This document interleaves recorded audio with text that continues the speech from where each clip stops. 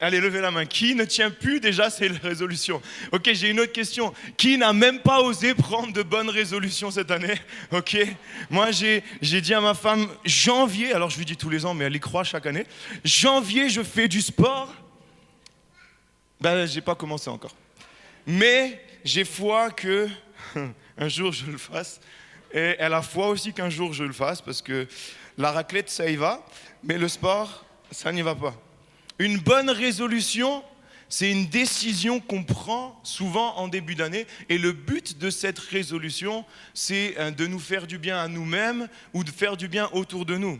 Ça, c'est le but d'une résolution. Et en début d'année, souvent, on est hyper motivé, ou plutôt en fin d'année, on est hyper motivé pour la nouvelle année. Et quand on est dans la nouvelle année, on se rend compte qu'à cause de notre stress de la semaine, à cause de notre routine quotidienne, ou peut-être même à cause de la flemme, eh ben, on ne tient pas nos résolutions. Rassurez-moi, est-ce que vous êtes comme moi ce matin? Je suis tout seul. Ok, souvent on ne tient pas nos résolutions. Mais vous savez pourquoi? Parce que je crois que souvent on ne fait pas de notre résolution une priorité. Je dis à ma femme que je vais faire du sport, alors loin de moi l'envie de lui mentir, j'ai vraiment envie de faire du sport. Mais j'en fais pas une priorité. Et dans mon agenda, dans mon planning, j'ai pas écrit sport, sport, sport. Pas du tout. Je sais même pas comment ça s'écrit presque. Donc, le souci avec une résolution, on la tient pas parce que ce n'est pas devenu notre priorité. Et pour que la résolution soit tenue, il faut qu'en réalité, nous, dans notre mentalité, on puisse l'intégrer comme étant prioritaire pour pouvoir l'accomplir. Si vraiment j'avais envie de faire du sport, eh ben, j'aurais tout mis en œuvre pour faire du sport. J'aurais dans mon agenda écrit sport le 1er janvier à 8h du matin. Mais non, parce que ce n'est pas une priorité. Et je crois que si on veut tenir nos résolutions, il faut que notre mentalité change. Il faut que notre résolution devienne une priorité pour qu'elle soit intégrée dans notre mentalité. Et si elle est intégrée dans notre mentalité, je vais faire un petit peu de psycho. Ma sœur, on a passé Nouvel An avec ma sœur, je raconte cette petite anecdote. Ma sœur fait une fac de psycho et elle a passé malheureusement son Nouvel An à étudier parce qu'elle avait des partiels à la rentrée et elle nous a parlé de psycho. Et je crois qu'il y a de très bonnes choses en psychologie, hein. Et j'aimerais faire de la psycho ce matin parce que j'en ai comme ça de ces cours. Lorsque la résolution est une priorité, elle est intégrée dans notre mentalité et à ce moment-là, notre comportement va changer. Parce que pour que notre comportement change, il faut qu'elle soit intégrée dans notre mentalité. Est-ce que vous êtes d'accord? J'aimerais pas du tout parler des résolutions ce matin. Ce matin, j'aimerais que mon message soit un encouragement. Je veux que ça soit, alors que c'est le 2e dimanche de l'année, je veux vraiment que ce message puisse résonner dans nos cœurs comme un encouragement. Et le titre de ce message ce matin, c'est « Marcher en vainqueur en 2022 ». Est-ce que tu peux regarder ton voisin et lui dire « Je suis vainqueur en 2022 et tu es vainqueur en 2022 ». Yes. Je crois que le projet de Dieu pour nous, c'est que nous soyons vainqueurs en 2022 dans cette nouvelle année. Je crois vraiment que ça, c'est le plan de Dieu pour notre vie. Et ce matin, j'aimerais que ça ne soit pas juste ce message, une résolution. Non, non. J'aimerais que ça devienne un fondement pour notre vie chrétienne. Que ce message, par la grâce de Dieu, puisse pénétrer dans nos cœurs, puisse changer notre mentalité, impacter notre mentalité et par conséquent, impacter notre comportement. Vous êtes d'accord? Ce matin, j'aimerais qu'on s'appuie sur un passage de l'Ancien Testament. Ce passage, c'est l'histoire du peuple d'Israël qui va sortir d'Égypte. Le peuple était réduit à l'état d'esclave en Égypte, sous les coups de fouet. C'était vraiment compliqué. Le peuple s'est écrié vers Dieu et Dieu a envoyé Moïse. Et Moïse va venir et par la grâce de Dieu, par la puissance de Dieu, il va délivrer le peuple d'Égypte. Et Dieu va conduire Moïse et le peuple vers la terre promise. Et Dieu veut te conduire vers la terre promise. Dieu veut que tu entres dans la terre promise. Et comprenez bien que lorsque Dieu va conduire le peuple vers la terre promise, imaginez que Ramsès en Égypte c'est là, et la terre promise est plus ou moins à l'est, Dieu ne va pas prendre le chemin le plus rapide. Dieu va faire descendre le peuple dans le désert, dans le sud d'Israël, et ensuite remonter. Et cela, ça va durer à peu près 1 an. Et il y a plusieurs raisons pour lesquelles Dieu n'a pas fait passer le peuple directement par le chemin le plus rapide pour la terre promise. Première raison, la Bible nous le dit, c'est que le raccourci, le chemin plus rapide, c'est le pays des Philistins. Et Dieu qui est bon, va dire que s'il conduit le peuple directement dans la terre promise en passant par le pays des Philistins, eh bien, le peuple risque de se décourager à cause des guerres et ils auraient eu envie de retourner en Égypte. Le désert est un lieu de protection. Et Dieu, certaines fois, nous conduit dans des déserts pour des bonnes raisons. Et on ne comprend pas. Parce que le désert, premièrement, est un lieu de protection. Mais le désert, ce n'est pas la destination finale. Dieu fait également passer le peuple par le désert parce que le désert est un lieu de révélation. Dieu va se révéler au peuple d'Israël pendant cette année dans le désert. Et autre chose, le désert est également un lieu de formation. Le peuple d'Israël va être formé dans le désert, va être formé à dépendre de Dieu, le Dieu qui pourvoit. Le peuple d'Israël, avant, connaissait Dieu des histoires de leurs ancêtres. Ils ne le connaissaient pas personnellement. J'aimerais qu'on comprenne ça. Ils ne le connaissaient pas personnellement. Mais parce que Dieu les a conduits dans le désert, à ce moment-là, Dieu va se révéler. Le peuple va dépendre de Dieu parce que le désert est un lieu de formation. Mais le désert n'est pas la finalité. Et voilà qu'après 1 an ou un peu plus, Dieu va dire à Moïse, envoie 12 messagers pour aller explorer, des espions plutôt, pour aller explorer la terre promise. Et Dieu va demander à Moïse d'aller chercher ces espions. Et voilà que Moïse va les envoyer. Et après 40 jours d'exploration, les espions vont revenir au campement. Et voilà qu'ils vont donner ce rapport que j'aimerais qu'on lise ensemble dans Nombre 13 au verset 27. Voici ce qu'ils racontèrent à Moïse. Nous sommes allés dans le pays où tu nous as envoyés. C'est vraiment un pays où coule le lait et le miel, et en voici les fruits. Ils avaient ramené plusieurs fruits. La Bible montre qu'ils avaient même ramené une grappe de raisin tellement lourde qu'ils étaient obligés de la porter à 2.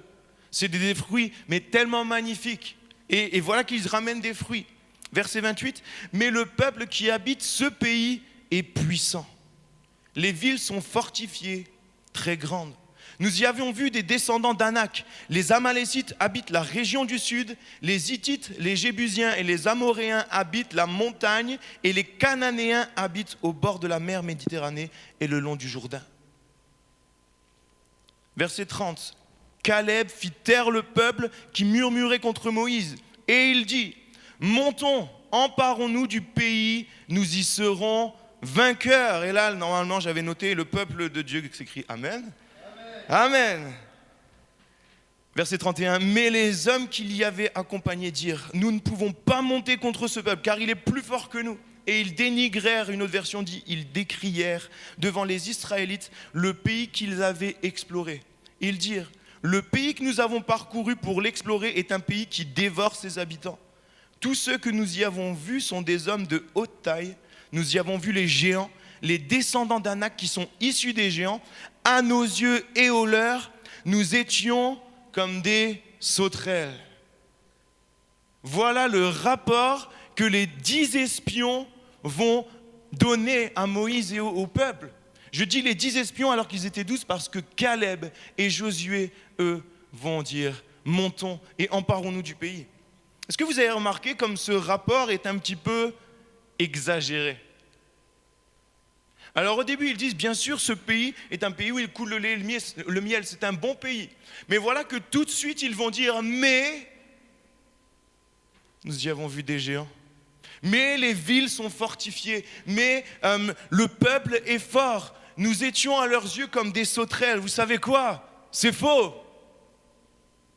Est-ce que vous imaginez une sauterelle et un homme ? C'est faux, leur rapport est faux. Et vous savez comment on appelle ça ? On appelle ça être pessimiste. Et pas mytho, comme mon père vient de dire. On appelle ça être pessimiste. Et ce matin, c'est mon premier point. Le pessimisme, écoute bien, le pessimisme n'amène jamais la victoire. Est-ce que tu peux le noter cela pour ton année 2022 ? Le pessimisme n'amène jamais la victoire. Un pessimisme, c'est quelqu'un qui ne voit que le mauvais côté des choses, qui trouve que tout va mal ou que tout va mal aller. Ça, c'est un pessimiste. Le pessimiste exagère et il noircit le tableau. Il noircit le tableau. Là, le peuple va noircir le tableau. J'aimerais donner un exemple, peut-être que vous allez vous identifier. Lorsque j'étais à l'école, en interro, j'aimais pas vraiment les contrôles, les interros. Lorsque j'avais un contrôle, par exemple, de maths, imaginez un énoncé de 4 pages, par exemple. La première chose que je faisais, c'est que je lisais la première question, ensuite je lisais la deuxième, je lisais, je survolais tout l'énoncé. Et à la fin, je refermais ma copie et je me disais, mais qu'est-ce que je fais là ? Jamais je vais avoir même 1 point, je vais avoir 0. J'étais comme ça, je vous assure, j'étais comme ça. Mais vraiment, après, en me plongeant plus profondément, je dirais, dans l'énoncé, je me rendais compte que finalement, si je peux gratter 1 point là, je peux gratter 1 point là, je peux gratter 1 point là, etc. Je ne grattais pas beaucoup de points. Mais, à la base, j'étais pessimiste. Je noircissais le tableau. Peut-être que tu dis, ok, l'école, ça remonte à très longtemps pour moi. Alors, je te donne un deuxième exemple. Lorsque je fais ma déclaration d'impôt et que je vois le dossier de 40 pages, mais les amis, je suis hyper pessimiste. Pas par rapport au montant, etc., qu'on va devoir donner, mais par rapport à toutes ces cases qu'il faut remplir. Et quand je vois ça, mais j'ai tellement pas envie que je repousse toujours l'échéance. Et ma femme m'a dit que cette année, je devais faire la déclaration à temps. Et à chaque fois, je suis pessimiste. Parce qu'il y a tellement de cases. Mais en réalité, ceux qui font leur déclaration, si on regarde bien, on ne remplit pas tout. Et sur les 40 millions de pages qu'il y a peut-être 2-3 pages qui sont remplies. Ça, c'est être pessimiste, c'est noircir le tableau. Vous savez, il existe différents types de pessimisme.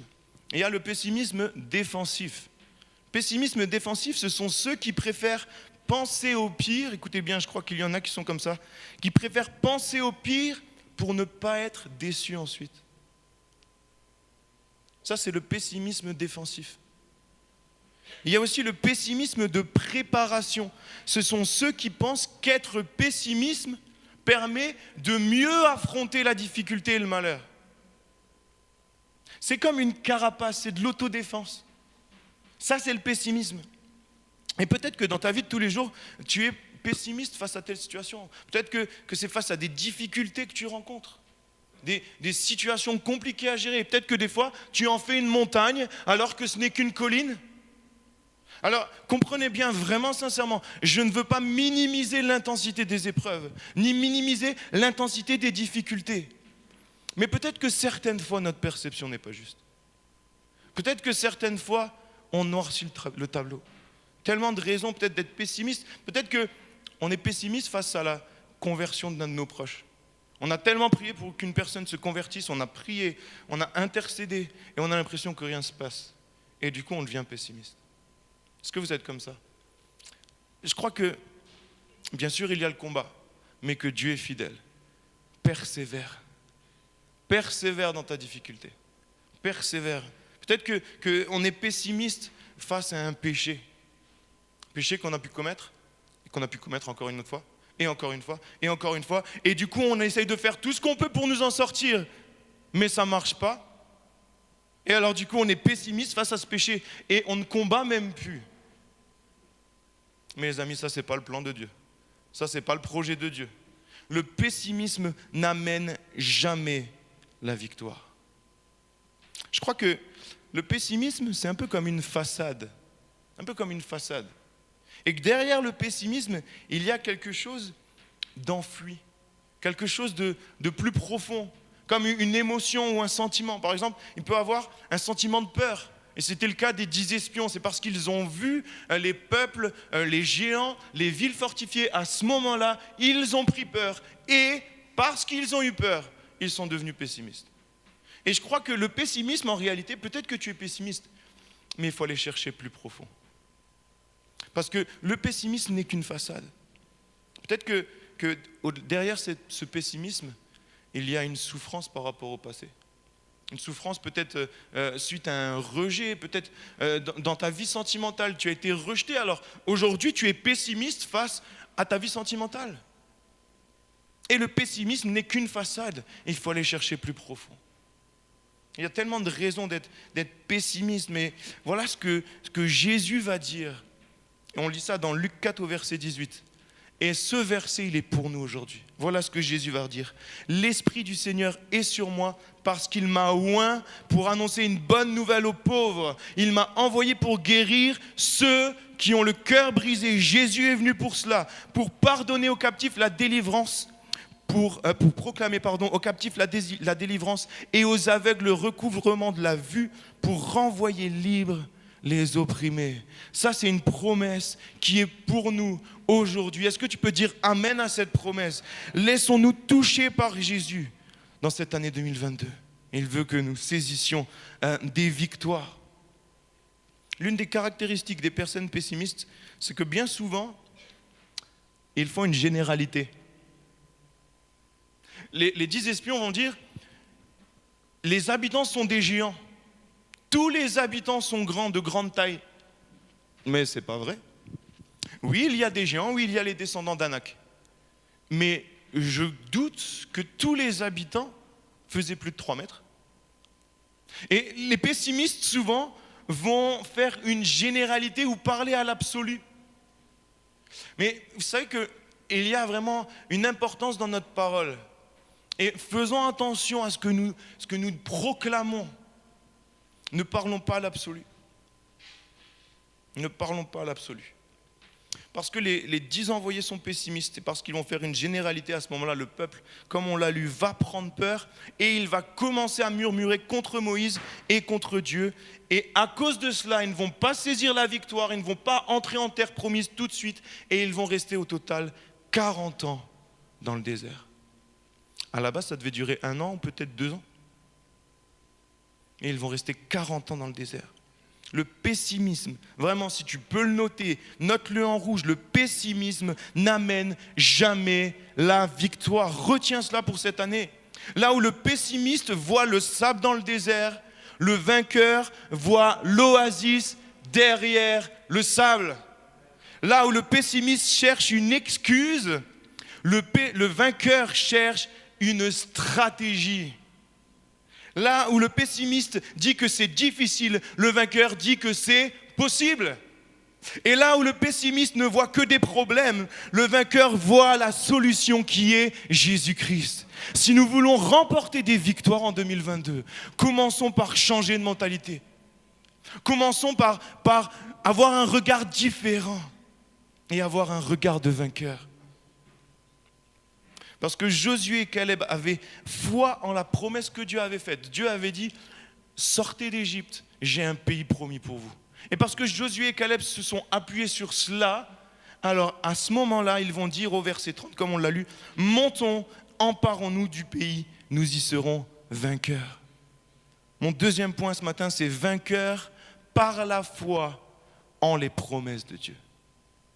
Vainqueur par la foi en les promesses de Dieu. Marcher en vainqueur, c'est quoi? Le titre de mon message, c'est marcher en vainqueur en 2022. Qu'est-ce que c'est marcher en vainqueur? Écoutez bien, marcher en vainqueur, c'est avoir l'attitude et le comportement, la mentalité d'un vainqueur avant même d'avoir vu la victoire se manifester. C'est marcher avec une attitude de vainqueur avant même que la victoire se soit manifestée devant mes yeux physiques. Ça, c'est marcher en attitude de vainqueur. Et c'est très intéressant, vous savez pourquoi? Parce qu'aujourd'hui, humainement, c'est tout l'inverse. C'est tout l'inverse. Il y a eu cet été les Jeux Olympiques de Tokyo. Je ne sais pas si vous avez regardé ou pas. Mais lorsque les athlètes et les sportifs vont s'affronter pour pouvoir être vainqueurs, pour pouvoir marcher avec cette attitude de vainqueur, ils vont devoir se battre, ils vont devoir performer donner le meilleur et gagner. Et seulement à ce moment-là, ils vont pouvoir marcher en attitude de vainqueur. Et peut-être vous allez me dire, oui, c'est logique, c'est comme ça que ça fonctionne. Et toute la société est imprégnée de cette logique. Mais vous savez quoi? La réalité spirituelle de ça est bien différente. Voici ce que la Bible dit dans 1 Jean 5 au verset 4. Tout ce qui est né de Dieu triomphe du monde. Et la victoire qui triomphe du monde, c'est notre foi. Qui est celui qui a triomphé du monde, sinon celui qui croit que Jésus est le Fils de Dieu? Est-ce que vous croyez ce matin que vous êtes enfant de Dieu? Est-ce que vous croyez ce matin que Jésus est venu sur la terre pour nous? Et est-ce que vous êtes nés de nouveau ce matin? Alors nous sommes nés de Dieu et alors nous sommes vainqueurs. Voilà la réalité biblique. Voilà la réalité, la loi spirituelle. Je crois que certaines fois, certains joueurs de foot aimeraient que cette réalité spirituelle soit également pour les matchs. Ça éviterait peut-être certaines fois d'avoir le seum ou autre. Mon ami Dorian qui est au fond. Il y a tellement de versets dans la Bible qui parlent de la victoire. Il y a tellement de versets. Et peut-être que ce matin, tu as besoin d'être encouragé. Certaines fois, j'ai tellement besoin d'être encouragé. J'aimerais te dire quelques versets. 2 Corinthiens 2, verset 14. « Grâce soit rendue à Dieu qui nous fait toujours triompher. » Grâce soit rendue à Dieu qui nous fait toujours triompher en Christ. Amen. Romains 8, verset 37. Mais dans toutes ces choses, nous sommes plus que vainqueurs par celui qui nous a aimés. La Bible dit que nous sommes déjà vainqueurs en lui. Et si nous voulons marcher en vainqueur en 2022, eh bien nous devons comprendre que la victoire, en réalité, elle est déjà acquise. Elle est déjà acquise. La Bible dit que nous sommes vainqueurs en Christ. Pourquoi? Parce que la victoire, elle est acquise parce que Jésus l'a remportée. Jésus l'a remportée. Jésus qui est pleinement Dieu, est venu sur terre en étant également pleinement homme. Et voilà qu'il va venir et il va arracher au diable le droit qu'il avait.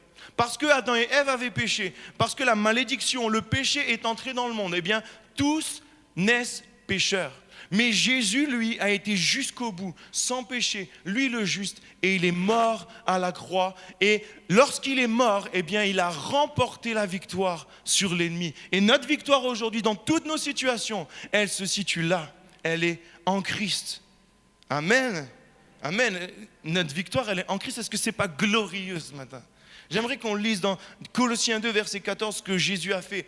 Il a effacé l'acte dont les ordonnances nous condamnaient et qui subsistait contre nous. Et il l'a détruit en le clouant à la croix.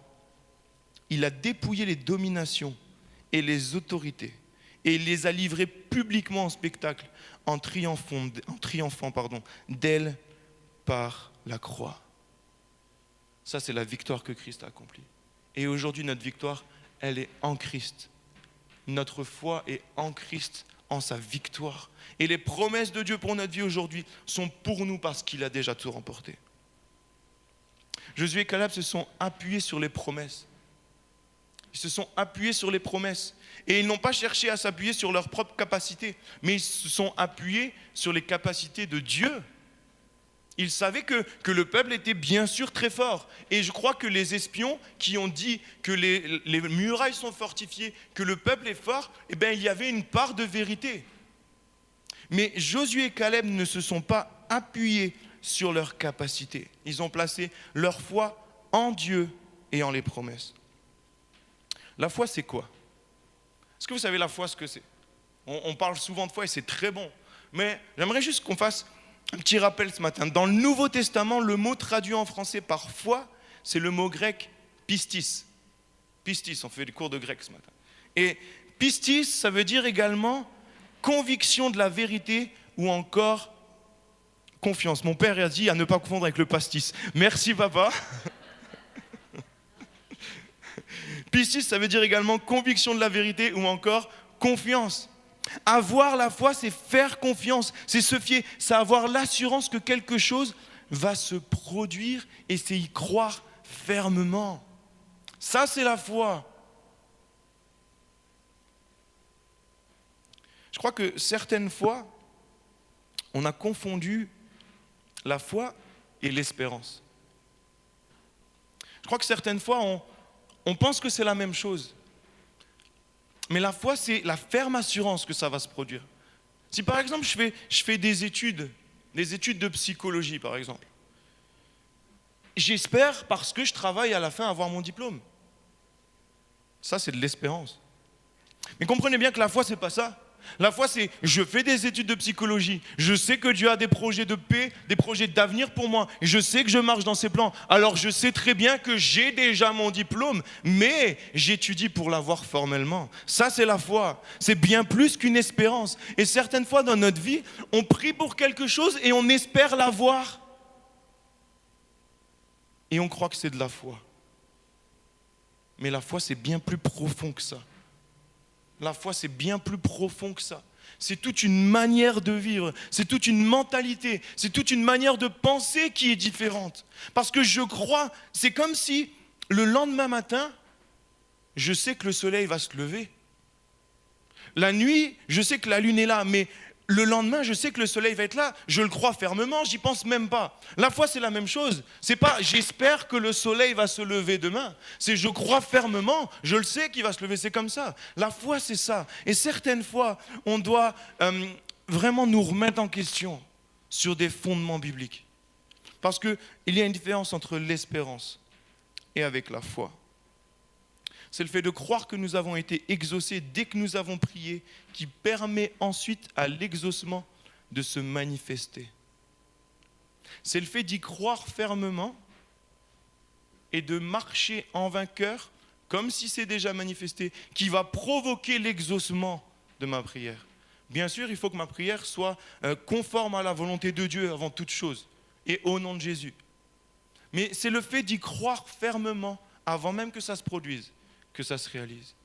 Je ne sais pas ce qu'on vit chacun dans notre vie de tous les jours. Et je crois que 2022 sera une année remplie de défis comme toutes les années. Mais que notre regard puisse être différent. Que notre regard puisse être différent. Que nous puissions, dès maintenant, lorsqu'on sort de l'église, marcher avec cette attitude de vainqueur parce que nous sommes déjà vainqueurs. Et vous verrez que, tous les problèmes vont avoir une autre tête. Toutes les situations vont nous paraître différentes. Parce que nous savons que nous avons déjà la victoire.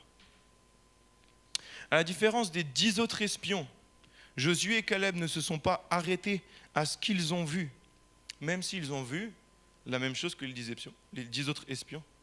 Mon troisième point ce matin, c'est vainqueur au-delà de notre vision humaine. Les 10 espions vont décourager le peuple. Mais Josué et Caleb ont vu exactement, ils étaient ensemble les 12 espions. Ils ont vu la même chose. Mais ils ne vont pas s'arrêter à leur vision humaine. Et si nous voulons être vainqueurs, et nous sommes déjà vainqueurs, mais si nous voulons remporter des victoires en 2022, nous ne devons pas nous arrêter à notre vision humaine. Si notre vision est portée vers le bas, vers les problèmes, vers les faits, vers des faits qui sont vrais, mais si notre vision est portée vers le bas, alors notre perception va être d'une certaine manière. Et si notre vision est portée vers le haut, vers Christ, même si les problèmes sont là, notre perception va être d'une autre manière. Je crois que notre perception de l'information va déterminer notre attitude. Lorsque on est face à un problème, lorsqu'on entend une nouvelle, notre perception de la nouvelle va déterminer notre attitude. C'est notre perception qui va provoquer une émotion ou un sentiment et qui va ensuite agir sur notre comportement et sur notre attitude.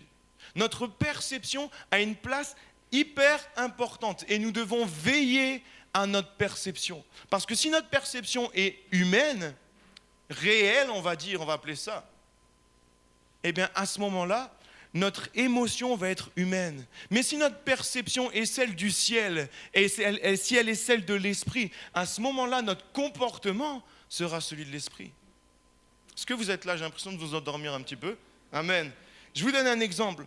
Lorsque j'entends le nombre de cas Covid qui augmente, et c'est vrai, Lorsque j'entends le nombre de morts qui augmente, si ma perception est portée vers le bas, fixée vers le bas, vers ce nombre de cas, à ce moment-là, eh bien, il y a comme un sentiment de peur, d'angoisse qui va naître en moi, parce que ma perception est fixée sur la situation. Mais si, alors que j'entends le nombre de cas qui augmente, ma perception est fixée vers le ciel, à ce moment-là, ce n'est plus des émotions de peur, d'angoisse qui sont en moi. À ce moment-là, ma vision n'est plus une vision humaine, mais c'est la vision du ciel, c'est la vision de l'esprit. Et je crois que pour marcher dans cette victoire en 2022, nous devons être renouvelés par le Saint-Esprit. Et le Saint-Esprit veut nous renouveler de tellement de manières. On a vu il y a quelques semaines le renouvellement de l'intelligence. Laissons-nous renouveler par le Saint-Esprit. Si nous sommes terre à terre, entre guillemets, ou humains, à ce moment-là, eh bien, nous n'allons pas vivre le miraculeux dans notre vie. Parce que le miraculeux est spirituel. Dieu est esprit. Et Dieu veut agir spirituellement dans notre vie et nous donner des victoires là où humainement on devrait être coupable et non vainqueur. Dieu veut nous donner des victoires. Notre perception laisse place à des émotions qui déterminent notre attitude et déterminent notre comportement. Bien sûr, il n'est pas question de faire les aveugles face aux situations. Il n'est pas question de vivre dans le déni et dire non, il n'y a pas le Covid, je fais ce que je veux, je continue à vivre ma vie, je ne fais pas attention aux gestes barrières dans l'église de Mont-de-Lange. Il n'est pas question de faire ça. Et certains pessimistes se justifient en disant oui, mais moi je suis réaliste. Il n'est pas question d'être aveugle. Et avoir la foi en Dieu, ce n'est pas être aveugle, c'est avoir justement les yeux bien plus grands ouverts. Avoir la foi en Dieu, c'est comprendre que la réalité physique, humaine, terrestre, n'est pas la réalité qui a le dernier mot et n'est pas notre réalité pour nous. C'est ça, être vainqueur. Et mes amis, je crois que nous avons tellement besoin d'être renouvelés. Nous avons tellement besoin de nous remettre en question certaines fois. Notre perception a tellement besoin d'être renouvelée. Perception sur telle ou telle situation, peut-être que dans des situations tu entends telle ou telle chose, tel ou tel fait, eh bien tout de suite ta perception va être d'une certaine manière. Mais est-ce qu'elle est vraiment celle que nous devrions avoir par l'esprit ? Je crois que notre perception va impacter notre comportement. Et je crois que si notre perception change, alors nos pensées vont changer. Parce qu'on peut être convaincu que nous avons la victoire. On peut marcher avec cette attitude de vainqueur, on peut être optimiste dans l'épreuve, mais on peut continuer à être attaqué certaines fois dans nos pensées. Je ne sais pas vous, mais moi, souvent, je suis attaqué dans mes pensées. Mais ce n'est pas que je n'ai pas la foi en Dieu, mais c'est que certaines fois, il y a des oppressions. Et je crois que l'ennemi, l'une des armes de l'ennemi, c'est nos pensées. Et souvent, même avant nos pensées, c'est notre perception et notre vision. Mais Dieu a dit qu'en son nom, au nom de Jésus, nous pouvons amener toute pensée captive à l'obéissance de Christ. Jésus a dit que tout lui est soumis. Tout est soumis à son nom. Et devant ta difficulté, même si tu t'attaches à Dieu, même si tu es attaqué, proclame le nom de Jésus. Proclame le nom de Jésus sur tes pensées. Laissons vraiment l'Esprit agir en nous. On appelle ça la marche par l'Esprit. Filtrons nos pensées par l'aide du Saint-Esprit. Rejetons les pensées qui viennent de la chair, les pensées qui viennent de l'âme qui n'a pas été renouvelée. Mais laissons-nous uniquement renouveler par le Saint-Esprit. Et à ce moment-là, notre vision ne sera plus celle de la terre, mais celle du ciel. Et si nous voulons être vainqueurs en 2022, face à tous nos défis, face à toutes les galères qu'on va rencontrer ou les galères qu'on est en train de rencontrer maintenant, eh bien nous devons comprendre l'importance d'avoir dès maintenant cette attitude de vainqueur. Derrière tes pensées, il y a des émotions qui peuvent avoir un impact. Il y a même la science qui a prouvé que nos pensées peuvent avoir un impact sur notre corps, peuvent avoir un impact sur notre santé. Les pensées ont tellement un impact sur nos vies, nous avons tellement besoin qu'elles soient renouvelées. Et Dieu veut nous renouveler. Dieu veut nous renouveler. Je vais demander au piano de venir, et de Marion de venir au piano plutôt. Et j'aimerais vraiment nous encourager ce matin. J'aimerais nous encourager. Vraiment, je ne sais pas ce qu'on traverse et on doit avoir un tas de défis. Mais le désert n'est pas la destination. Est-ce que tu crois cela? Le désert n'est pas la destination. Est-ce que tu peux dire derrière ton masque, le désert n'est pas ma destination finale? La terre promise est ma destination finale. Déclare, la terre promise est ma destination pour 2022. Amen. On voit que lorsqu'on regarde le peuple d'Israël, les 10 espions pessimistes vont mourir. On lit dans les autres chapitres, chapitre 14.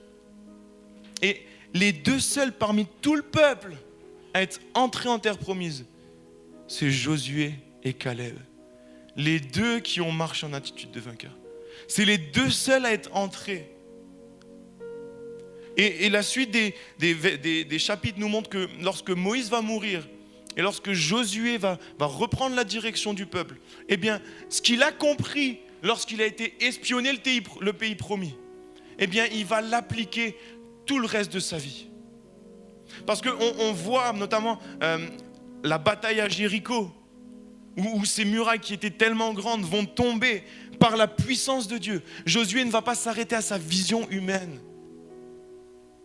Josué ne va pas s'arrêter à sa vision humaine, mais il va s'attacher aux promesses de Dieu. Qu'on puisse vraiment ce matin s'attacher aux promesses de Dieu.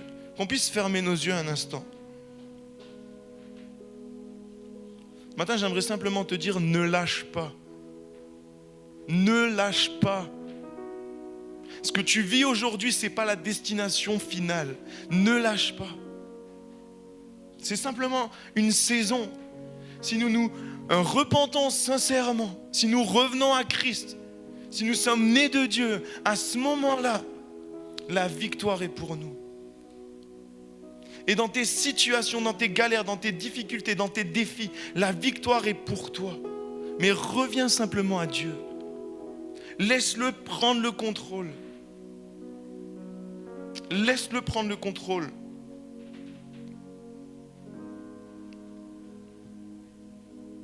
J'aimerais terminer avec ce verset qui dit « Ne crains pas, crois seulement et tu verras la gloire de Dieu. » Qu'on puisse prier ensemble. Seigneur, on veut vraiment venir devant toi ce matin. Seigneur, on veut venir avec ce message comme un encouragement parce que tu nous donnes la victoire. Tu nous l'as déjà donnée, elle est acquise à la croix pour nous. Seigneur, et ce matin, on veut saisir cette victoire au nom de Jésus. Seigneur, et tu vois toutes nos difficultés, tu vois toutes nos galères, tu vois toutes nos épreuves. Mais Seigneur, on veut que tu sois le centre, on veut que tu sois notre Seigneur, que toi puisses prendre le contrôle de notre vie pour que tu puisses nous amener dans cette victoire.